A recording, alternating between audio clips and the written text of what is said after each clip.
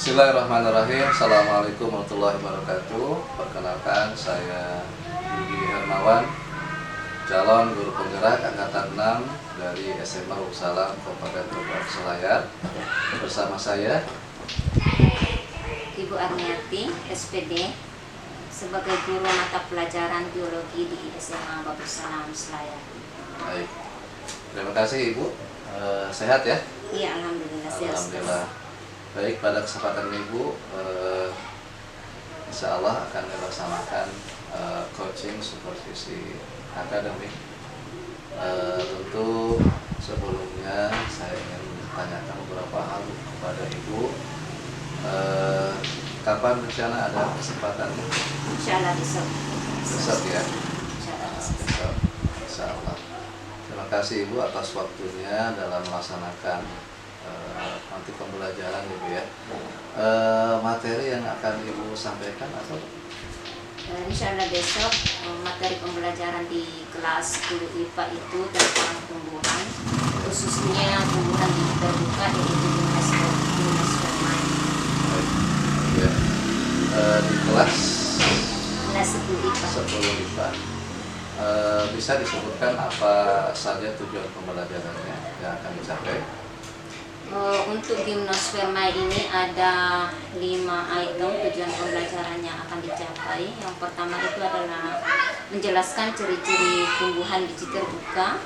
Kemudian yang kedua, mengelompokkan tumbuhan biji terbuka. Yang ketiga, menjelaskan cara perkembangbiakan tumbuhan biji terbuka.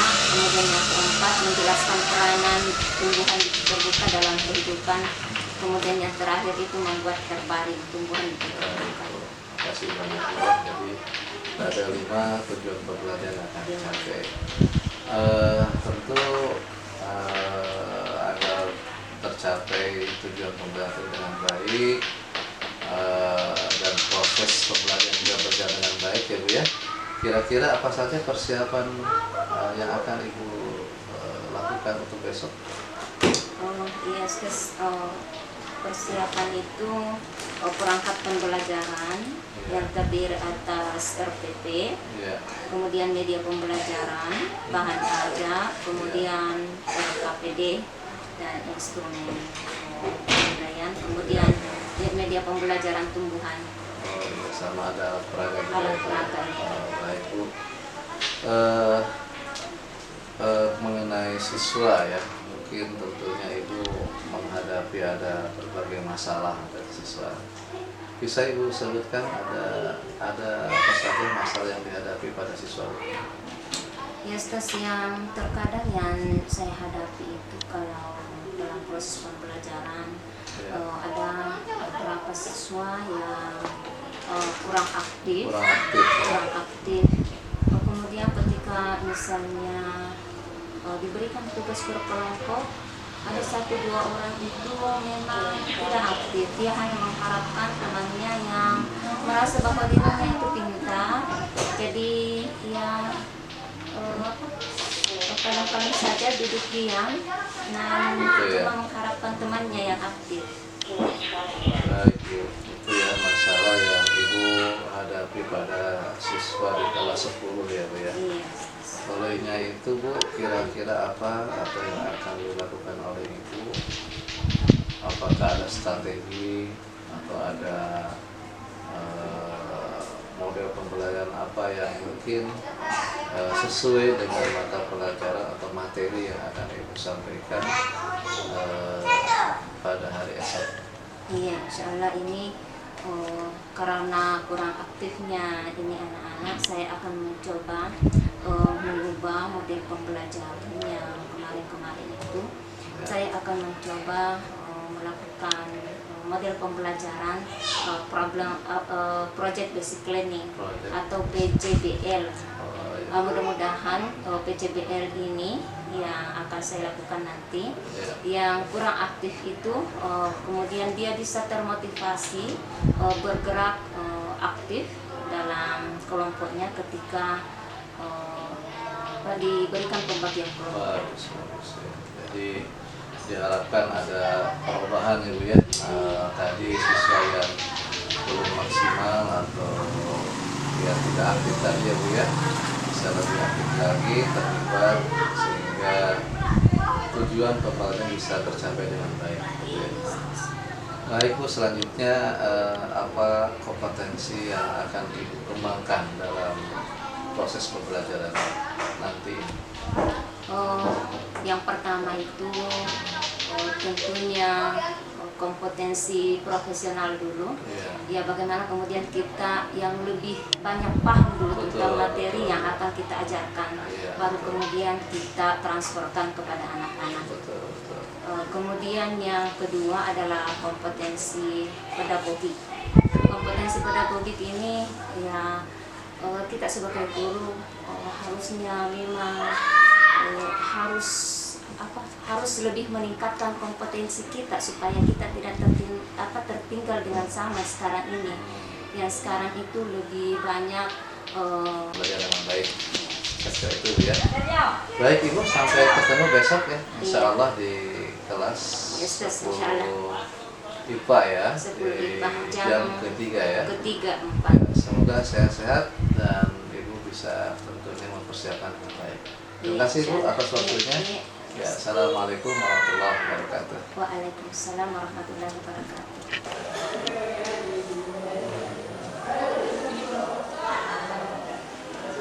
Ya, man. Salaman. Assalamualaikum warahmatullahi wabarakatuh. Waalaikumsalam warahmatullahi wabarakatuh. Jurusan. Assalamualaikum warahmatullahi wabarakatuh. Waalaikumsalam warahmatullahi wabarakatuh. Bagaimana kabar semuanya? Alhamdulillah baik. Alhamdulillah sehat ya. Allah mempertemukan kita pada hari ini. Ada temannya yang tidak hadir? Adil?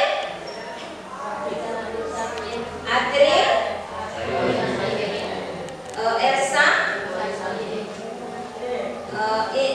Ilham, Adelia, Salsa, Sakit dan Muhammad Akil. Berarti ada 5 orang temannya yang tidak hadir pada hari ini. Semuanya sakit?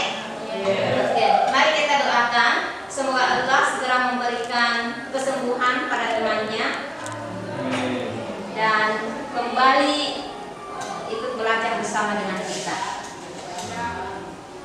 Pada hari ini kita akan belajar masih KD 38, masih KD di 38, yaitu pengelompokan tumbuhan ke dalam divisio berdasarkan ciri-ciri umum serta mengaitkan peranannya dalam kehidupan. Yang lalu seperti ini juga.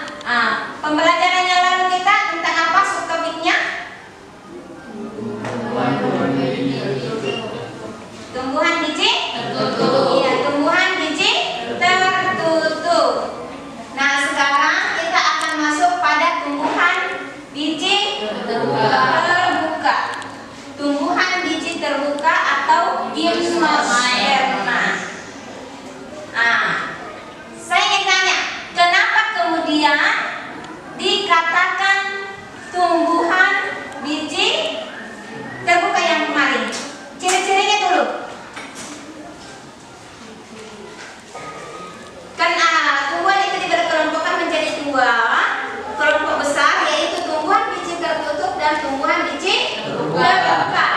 Yang lalu kita sudah bahas tentang tumbuhan biji tertutup. Masih ada yang ingat ciri-cirinya tumbuhan biji tertutup? Rifka? Batangnya bercabang. Oke, memiliki kambium? Iya. Gimnosperma. Mengapa kemudian tumbuhan ini dikatakan sebagai tumbuhan biji terbuka? Bijinya. Resa. Bijinya tidak dilindungi oleh daun buah. Oke, bagus sekali. Dikatakan gimnosperma atau tumbuhan biji terbuka karena bijinya adalah membuat herbarium tumbuhan biji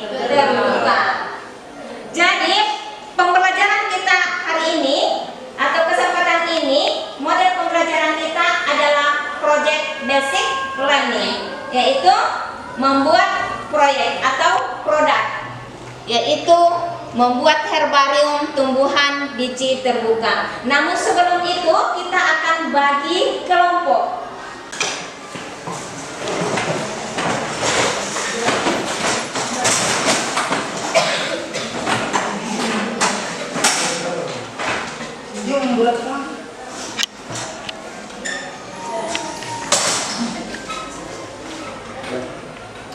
Yang kategori kita dan tumbuhan berbiji spermatofita. Kali ini kita akan membahas tentang tumbuhan berbiji atau spermatofita. Yuk, simak video ini sampai tuntas. Ciri-ciri tumbuhan berbiji atau spermatofita yaitu mempunyai akar, batang, dan daun sejati, menghasilkan biji sebagai alat pengembbiakan serta mempunyai berkas pembuluh. Berdasarkan posisi letak biji terhadap daun buahnya, spermatofita dikelompokkan menjadi dua, yaitu gymnospermae berbiji terbuka dan angiospermae berbiji tertutup.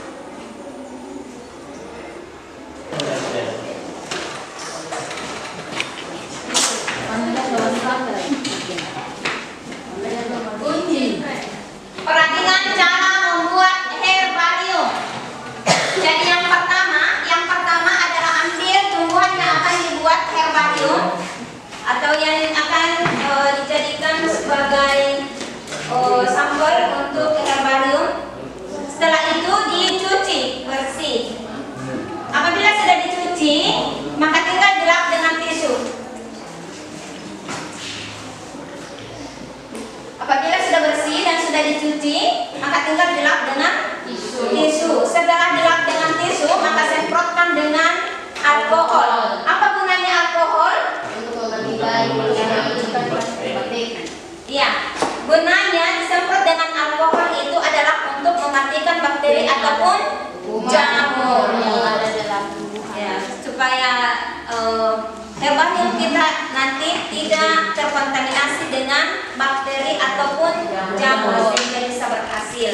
Kemudian selanjutnya setelah disemprot dengan herbarium, maka tanaman tersebut diletakkan di atas kertas. Kemudian setelah diletakkan di atas kertas, maka bisa diplaster dengan atau di isolatif supaya tidak bergeser kemana-mana. Jadi dan tetap pada tempatnya. Setelah itu dirasa aman, maka tempeli lagi dengan kertas. Ditempeli dengan kertas, kemudian selanjutnya jepit pada buku. Sangat simpel untuk herbarium gymnosperma. Silakan.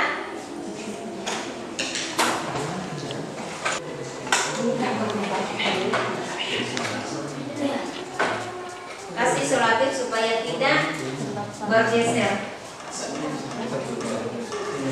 Daunnya diratakan, jangan saling menumpuk. Iya, daunnya diratakan, jangan saling menumpuk.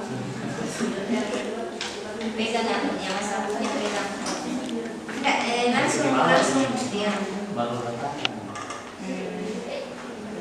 Ya, ratakan. Pegang itu yang lainnya.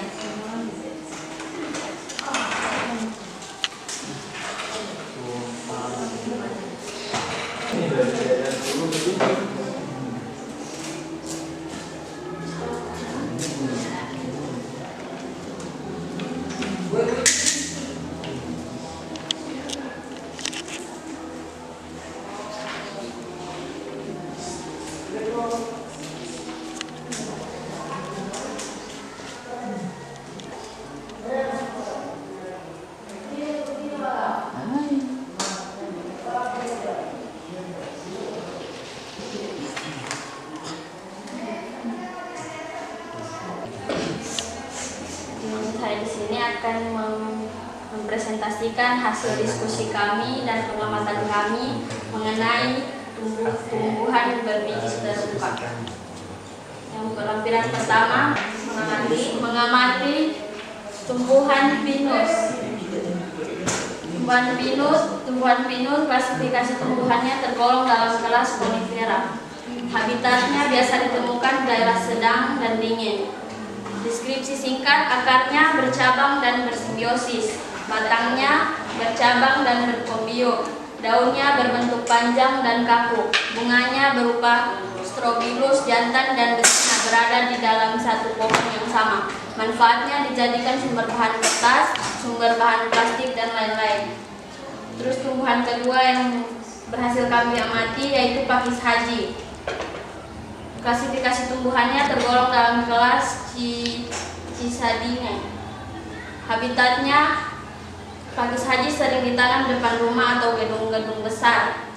Deskripsi singkat, akarnya bersimbiosis dengan alga biru sehingga dapat meningkatkan nitrogen bebas udara. Menemukan beberapa ciri-ciri tumbuhan, yaitu yang pertama melinjau.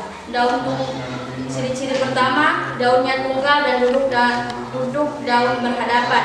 Batangnya berkayu tanpa selai resin. Bunganya berupa bunga majemuk dan berbentuk bulat. Pinus merupakan semak atau pohon dengan tanjuk berupa kerucut di daerah beriklim sedang dan dingin. Yang ketiga, ginkgo biloba. Perhatikan ya. Ciri-ciri pertama merupakan pohon yang tinggi, mempunyai daun dan tangkai yang panjang, berbentuk kipas dan daun yang bercabang. Assalamualaikum warahmatullahi wabarakatuh. Waalaikumsalam warahmatullahi wabarakatuh. Kami dari kelompok 3 akan mempresentasikan hasil diskusi. Dari pengamatan kami mengamati 2 jenis tumbuhan. Yang pertama, pakis haji. Habitatnya di daerah tropis dan subtropis. Akarnya bersimbiosis dengan tanaman biru. Batangnya menyirip, daunnya tersusun dalam roset batang menyirip. Bunganya berupa strobilus jantan dan betina. Manfaatnya berfungsi sebagai tanaman hias. 2. Ginkgo biloba. Habitatnya di darat, akarnya tunggal, batangnya bercabang, daun panjang membentuk kipas dengan tulang daun yang bercabang-cabang. Bunga sesungguhnya tidak ada. Daunnya dapat digunakan untuk obat asma dan mengatur tekanan darah. Buahnya sebagai suplemen. Tumbuhan biji terbuka yaitu pakis haji, ginkgo biloba, keduanya memiliki ciri-ciri yang berbeda. Yaitu pakis haji, akar dan batangnya berkambium, batangnya bercabang-cabang, bakal biji terdapat pada daun buah. Ginkgo biloba, akarnya tunggal, batangnya bercabang, daunnya panjang membentuk kipas dengan tulang daun yang bercabang-cabang. Melinjo, daunnya tunggal, batangnya berkayu tanpa saluran resin, bunganya merupakan bunga majemuk berbentuk bulir.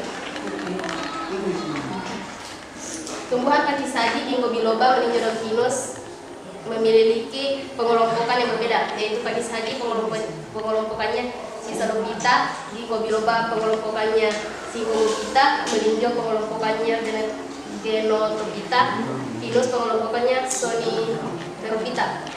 Cara perkembangbiakan tumbuhan biji terbuka atau gimnospermae. Warahmatullahi wabarakatuh. Kami dari kelompok 3 akan mempresentasikan hasil diskusi kami. Dari hasil diskusi kami mengamati 2 jenis tumbuhan. Yang pertama, pinus. Habitatnya tunggal dan tidak bercabang. Daunnya tersusun dalam roset batang menyirip. Bunga berupa strobilus jantan dan strobilus betina. Manfaatnya sebagai tanaman hias. Ini dikatakan gimnospermae. Kenapa melinjo dikatakan gimnosperma atau tumbuhan biji terbuka? Karena bijinya tidak terbungkus oleh daun buah. Oke. Bagaimana? Karena bijinya tidak terbungkus oleh daun buah. Ada lagi? Ada. Putri? Kenapa sampai pakis haji dikelompokkan pada kelas Cisadena ya? Ciri-ciri apa yang Pakis haji sering ditanam di depan rumah atau gedung-gedung. ciri-ciri khasnya? Ciri khasnya?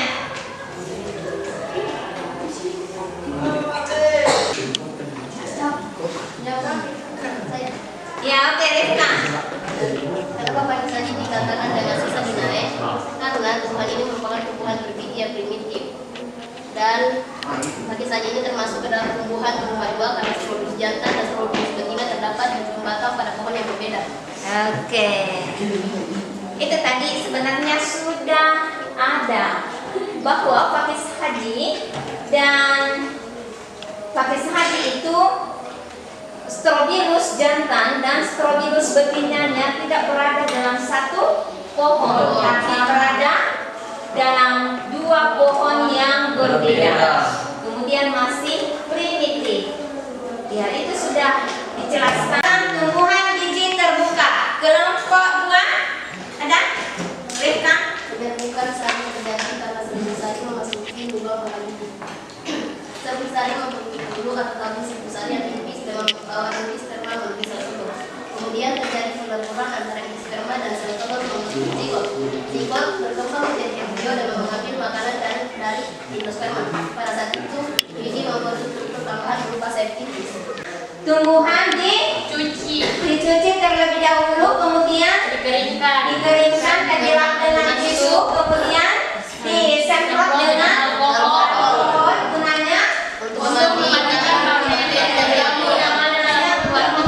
bakteri ataupun jamur. Selanjutnya diplaster supaya tidak berpindah tempat atau bergeser, kemudian ditutup dengan kertas dan selanjutnya dijepit di dalam buku atau yang lebih berat atau benda-benda yang lebih berat. Kemudian disimpan selama 1 pekan atau 2 pekan. Setelah kering kemudian akan ditempelkan dan kemudian diklasifikasi. Kingdom Animalia. Yang kingdom rantai sudah selesai, yang terdiri atas lumut, paku, dan tumbuhan biji. Baik itu tumbuhan biji terbuka dan tumbuhan biji tertutup. Insyaallah pekan depan kita akan belajar tentang Animalia. Animalia, silakan cari referensi tentang kingdom Animalia, ciri-cirinya, kemudian pengelompokan dari Animalia. Pengelompokan Animalia baik itu vertebrata maupun avertebrata, kemudian bagaimana cara perkembangbiakan Animalia, dan terakhir adalah peranan Animalia. Cari referensinya baik itu di buku ataupun di internet. Kita berdoa terlebih dahulu untuk menutup pembelajaran kita. Silakan kembali ke tempatnya masing-masing.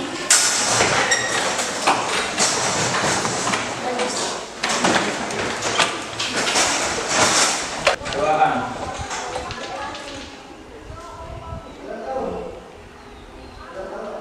Ya man,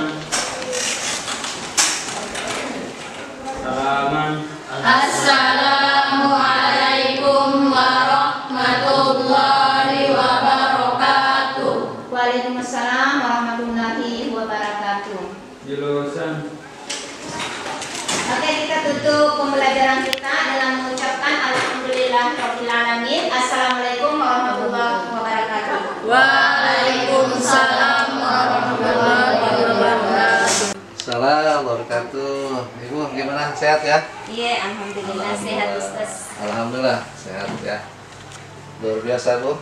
Mudah-mudahan tentunya kita senantiasa diberikan kesehatan ya, dan mampu melaksanakan tugas dengan baik sebagai guru yang hebat dan profesional. Baik Ibu, gimana perasaannya setelah tadi saya amati dalam supervisi akademik? Iya, alhamdulillah Ustaz. Setelah saya melakukan pembelajaran tadi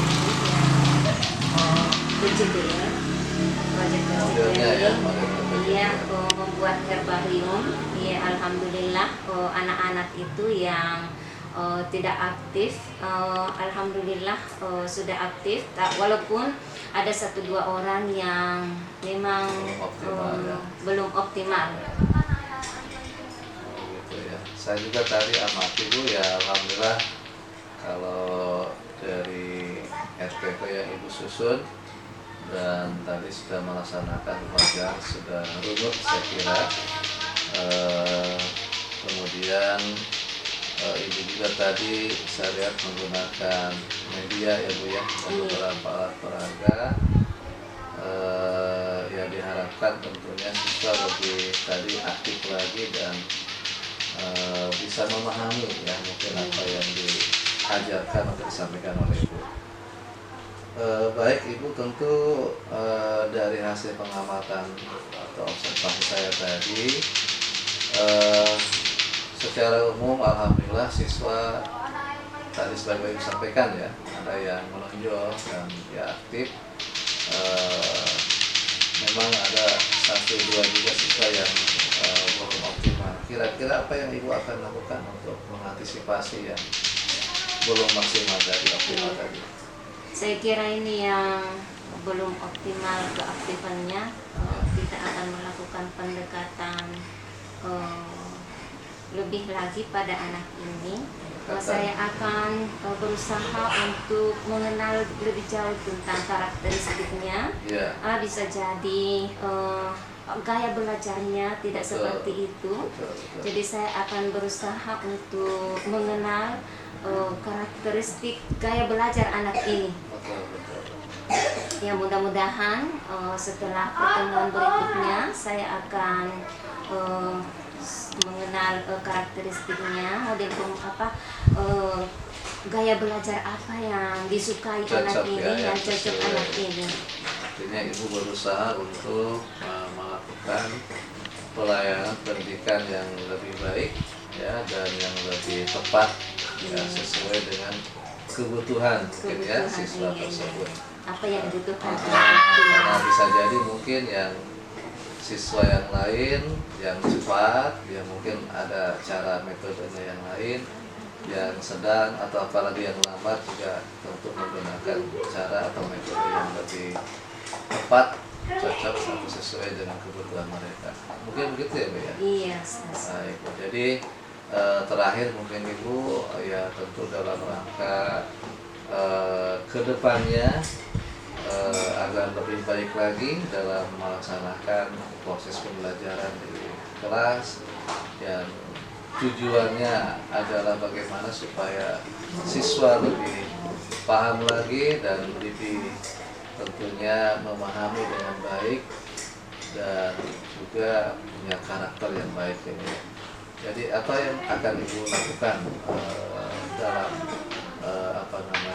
mampu meningkatkan profesionalisme tadi ya yang disampaikan juga di kompetensi pedagogi. Ya. Kira-kira apa Bu yang akan Ibu lakukan ke depannya? Pastinya itu yang pertama itu kita akan terus mengembangkan diri, kompetensi diri kita dulu yang kita kembangkan. Apabila ada informasi tentang seminar pendidikan, tentang workshop, kita akan berusaha untuk itu. Saya kira penting ya, karena tidak sedikit dulu yang tidak mau keluar dari zona nyaman ya. Mereka ya artinya akhirnya jadi jalan di tempat. Saya kira sangat bagus Bu. Selamat ya, dan terima kasih banyak Ibu atas waktu kesempatan yang mana saya telah lakukan supervisi akademik ya atau dalam kegiatan coaching ini.